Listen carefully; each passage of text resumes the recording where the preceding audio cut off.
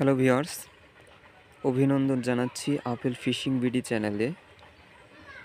তো বন্ধুরা, আজ থেকে প্রায়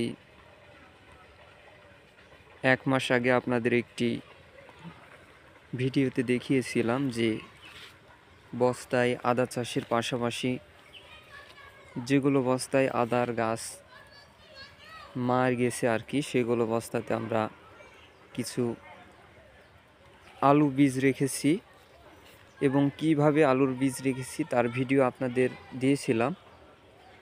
কিন্তু যেই বস্তাগুলোতে আমরা আলুর বীজ রোপণ করেছিলাম সেই বস্তা এবং বস্তার গাছ আপনাদের দেখাচ্ছি।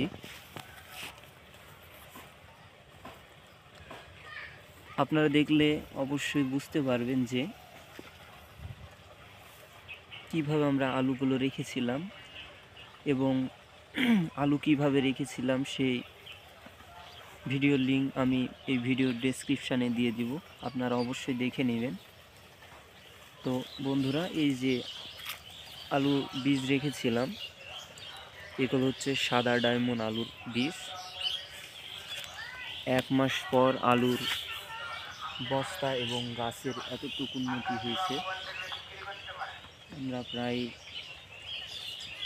60টি বস্তায়, পরে আরও 3টি বস্তায় আলুর বীজ রেখেছিলাম, মোট 10টি বস্তায় আলুর বীজ রেখেছি। এই যে পানি দেওয়ার পরে এই যে একটা আলু ধরেছে, শুরু হয়েছে ধরা আর কি। এই যে দেখুন আলু, এইভাবে মাটির নিচে আরও আলু ধরেছে, আপনারা দেখতে থাকুন।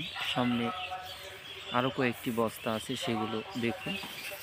একে একে সবগুলো গাছের ভিডিও দেখুন। তো